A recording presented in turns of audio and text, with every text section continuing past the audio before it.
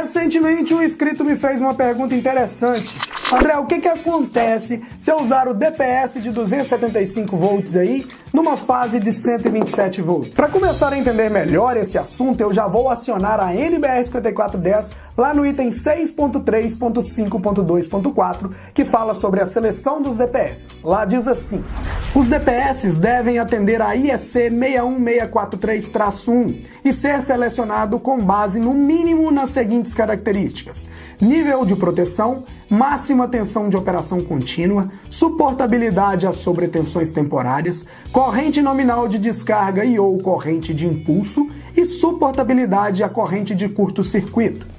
Tá, de tudo aí que eu falei, precisamos focar numa coisa, que é a máxima tensão de operação contínua. Na letra B, fala o seguinte: B, máxima tensão de operação contínua, UC. A tensão máxima de operação contínua, que é o UC, do DPS, deve ser igual ou superior aos valores indicados na tabela 49. Pessoal, o UC indica qual é a máxima tensão em corrente contínua ou alternada que poderá ser aplicada continuamente ao DPS, sem que ele venha a operar, tá?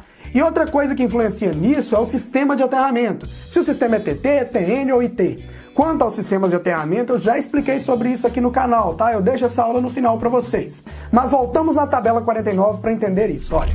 Tabela 49, valor mínimo de UC exigível do DPS, em função do esquema de aterramento. Vamos pegar o exemplo do DPS conectado entre fase e terra no sistema TT.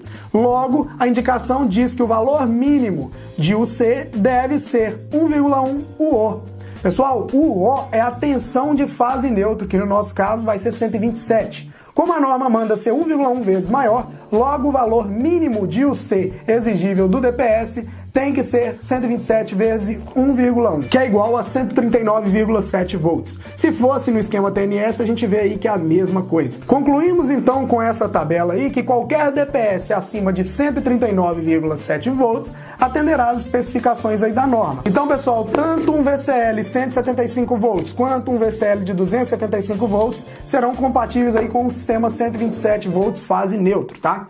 Mas, André, se houver uma elevação de tensão transitória aí de 240 volts em um circuito 127, o DPS de 275 não vai detectar e com isso vai queimar os equipamentos, eu tô certo?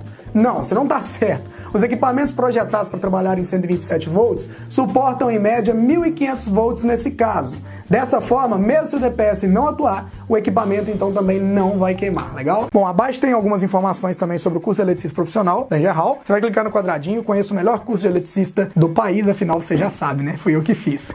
Mas modéstia à parte, é um curso muito bom mesmo, e isso é a opinião dos nossos próprios alunos, senão a gente já estava fora do mercado. Ao lado você já sabe, tem mais vídeos da Engerhall. Para você continuar assistindo, é só você escolher o assunto e continuar maratonando esse canal maravilhoso com o apresentador de elétrica mais bonito do Brasil, tá bom? Nos vemos em breve, meu querido. Até o próximo Dicas Flash. Tchau, obrigado!